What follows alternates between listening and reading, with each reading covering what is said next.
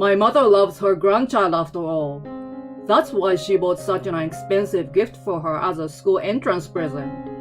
My mother-in-law, who was a money grabber and a habitual daughter-in-law snob, had been out of touch with me.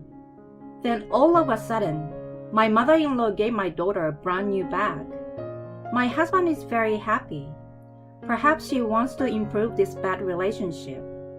With that thought in mind, I took the bag out of the box. "Wow, a pink bag! Give it to me quickly!"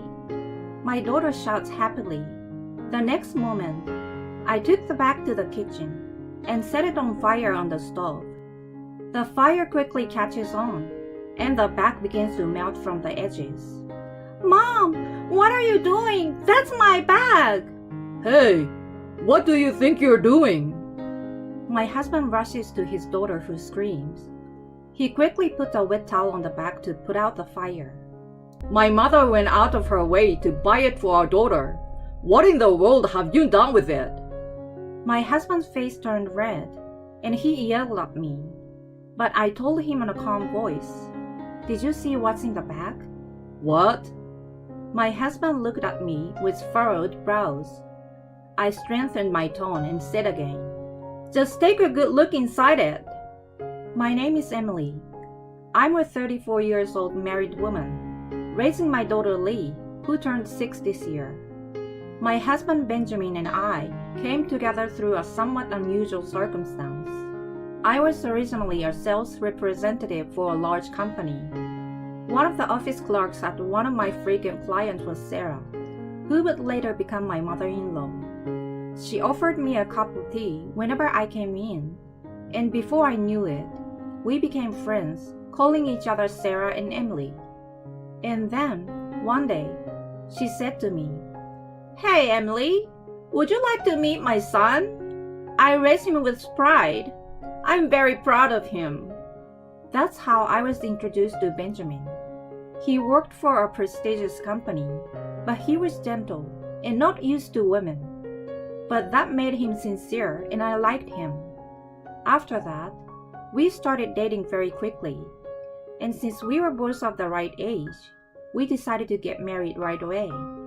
Sarah, who is going to be my mother-in-law, is a good person, and Benjamin is perfect.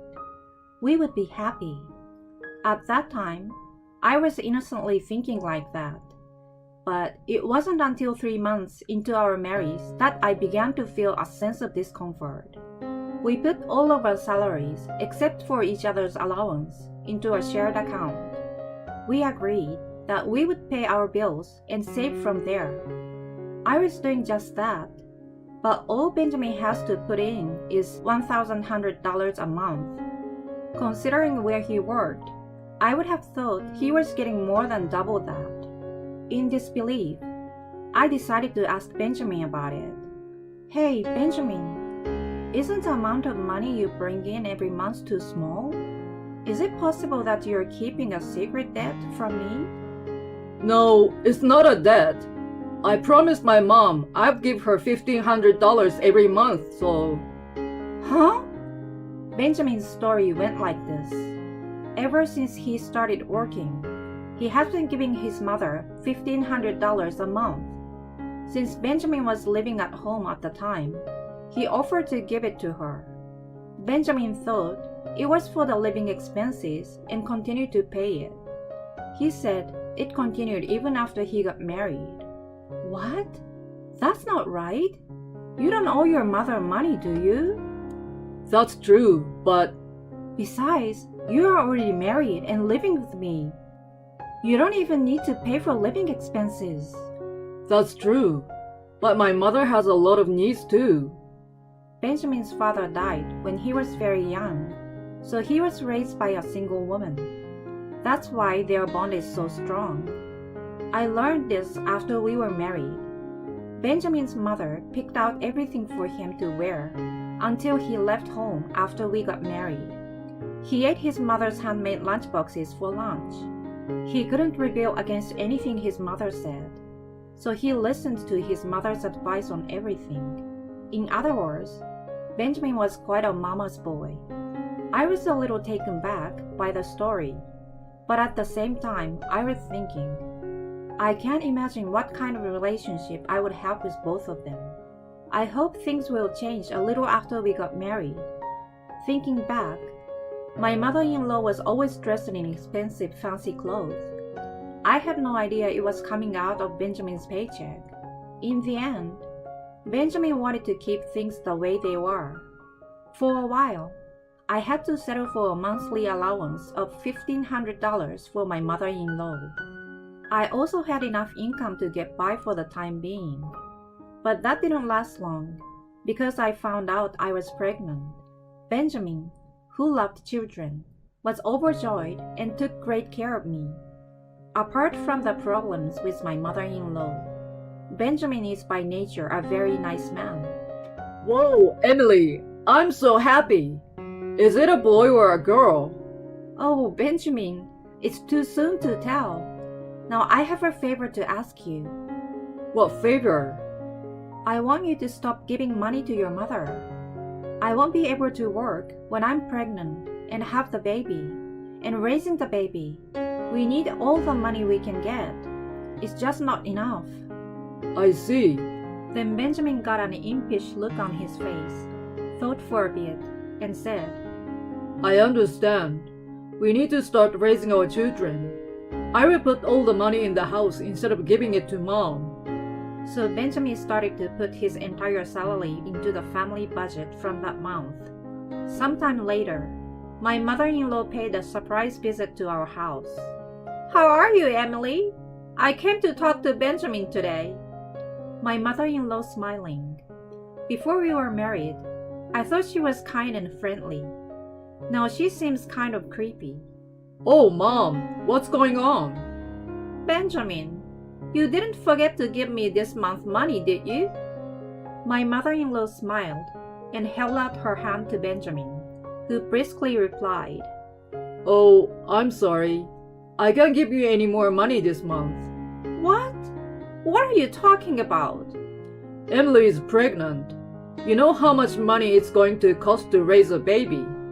I can't afford $1,500 a month. This is the first time we've told my mother-in-law about my pregnancy. I thought she would be thrilled, but her reaction was unexpected. I don't care about any of that. Just make sure you give me the money. Mom, you've been giving me money all this time. I told you raising a family costs money. Well then, give me $1,100. Just transfer it to my account. I interrupted them in a panic. Sarah, I can't work when I'm pregnant and giving birth. We don't have any money to give you. Shut up! You're the one who put him up to this. My mother-in-law suddenly turned pale and glared at me. I froze, startled by the force of her stare. Benjamin has always listened to me.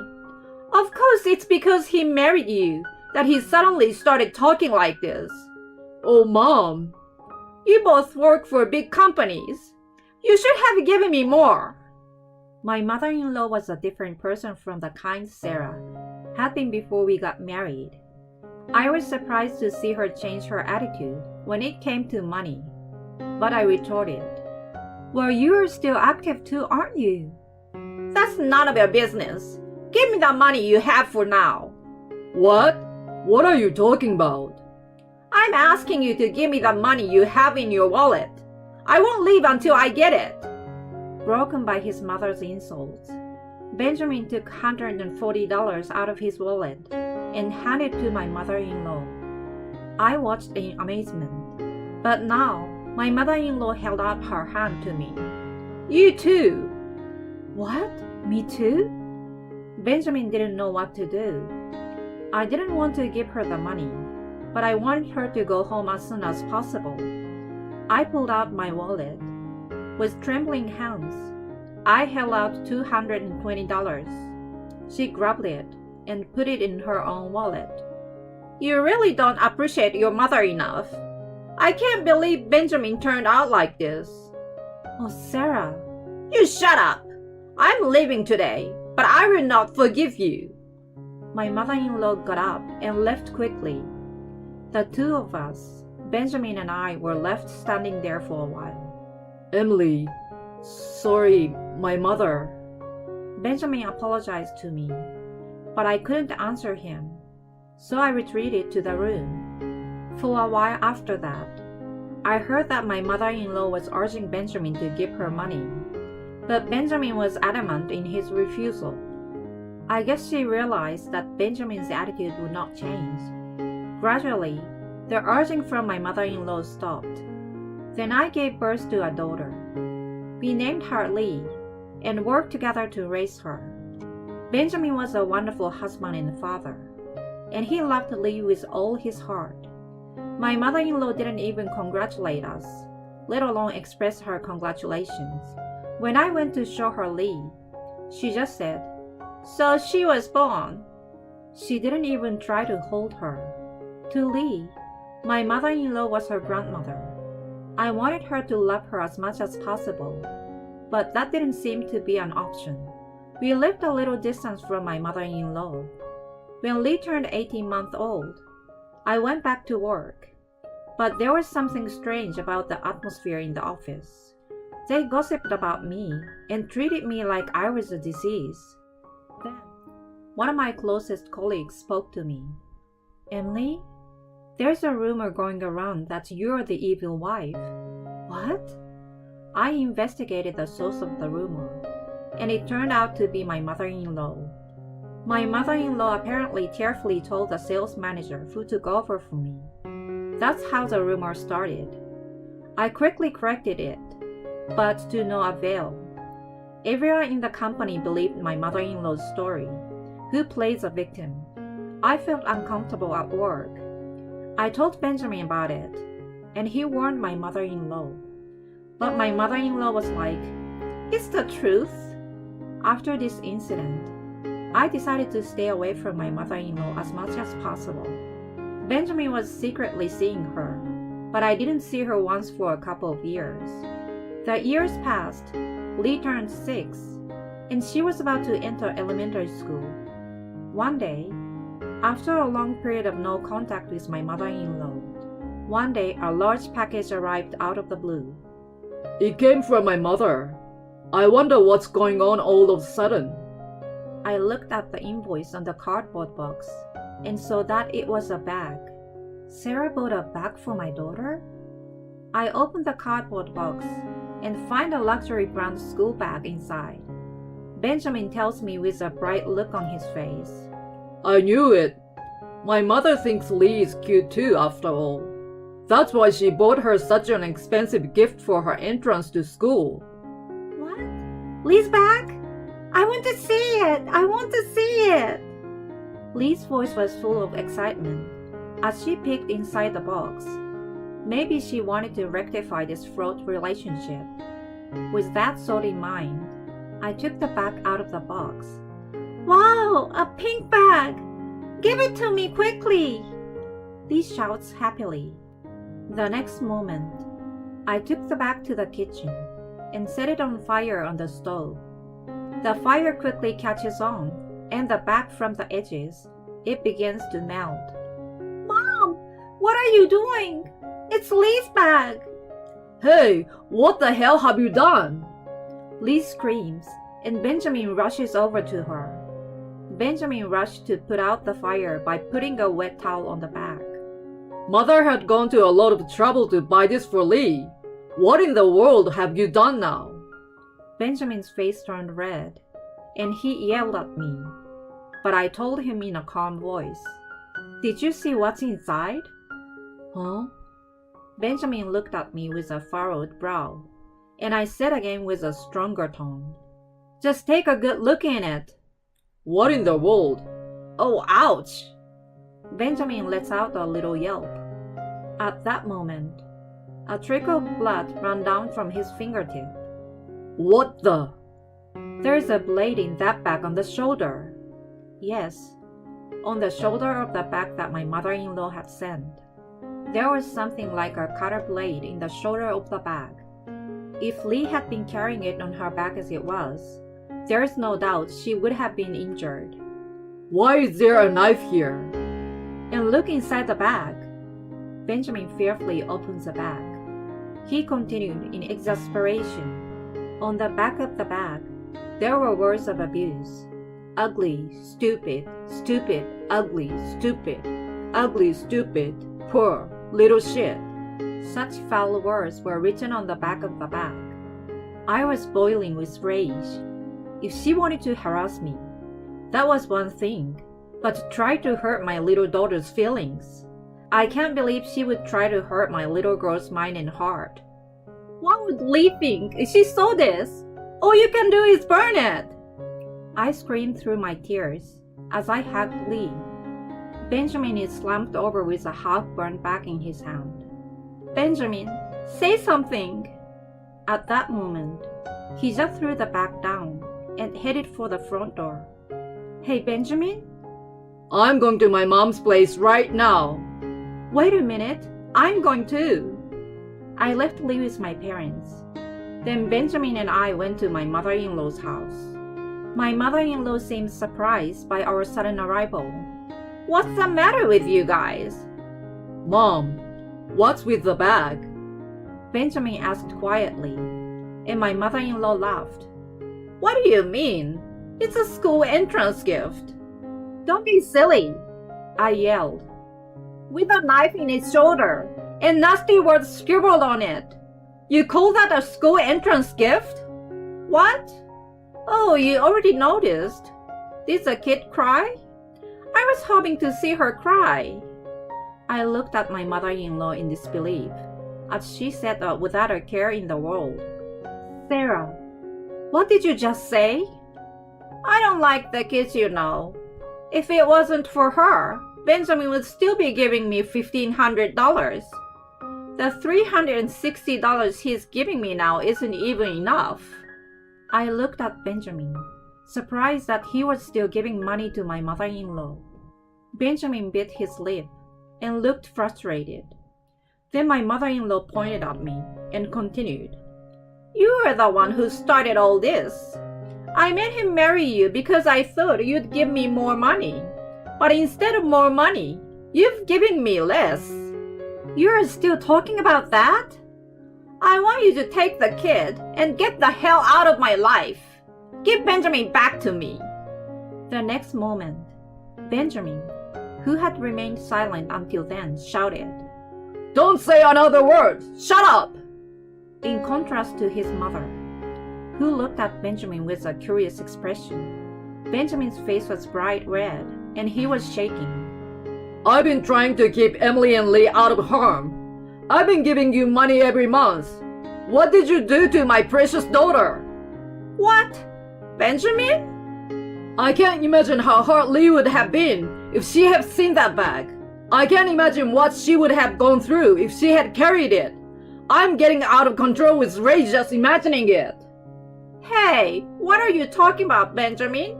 You should love me more than that little brat. You should be loving me, your mother. Don't be silly. You're disgusting. Of course she's more important than you. Benjamin's words seemed to shock my mother-in-law. Oh, did she ever think that Benjamin really loved her more than me and Lee? I looked at my mother-in-law with a chill down my spine. My mother-in-law turned pale and muttered, Benjamin, that's ridiculous. The only family I have is Emily and Lee. You're not my family anymore. What? I'm cutting you off as of today, and I don't ever want to see you again. Don't say that, Benjamin, please. Emily, you tell Benjamin to reconsider. My mother-in-law, her face a mess of tears and snot, came running up to me. I shook her off and told her, I will never forgive you, and you will never be a part of our lives again. Don't leave me. Emily, let's go. Benjamin took me by the hand, and we left the place, leaving my mother-in-law screaming. After that, my mother-in-law and Benjamin really cut their ties. We moved to a place where my mother-in-law didn't know. At first, my mother-in-law was persistent in contacting us, but after Benjamin blocked the calls, then she stopped. This is what I've heard, that my mother-in-law was buying brand name stuff behind our backs. She couldn't forget the admiration she got from everyone when she wore them. She spent all her money on brand name items out of vanity and greed. Even after we stopped giving her money, she was unable to lower her standard of living. She started dipping into the company's money a few years ago. When it came to light, she was finally arrested. She's now behind bars for embezzlement. Of course, we never went to see her. My mother-in-law was buying all kinds of brand name stuff behind our backs. She became a money hoarder and even tried to harm our precious daughter. She lost her family and her life of luxury and became a criminal. What she thinks now that she has lost everything, I will never know. With the arrest of my mother-in-law, the misunderstanding of the evil daughter-in-law within the company was cleared up. I managed to get things back to normal. I bought Lee a new pink bag. She happily carried it on her back and happily goes to elementary school every day.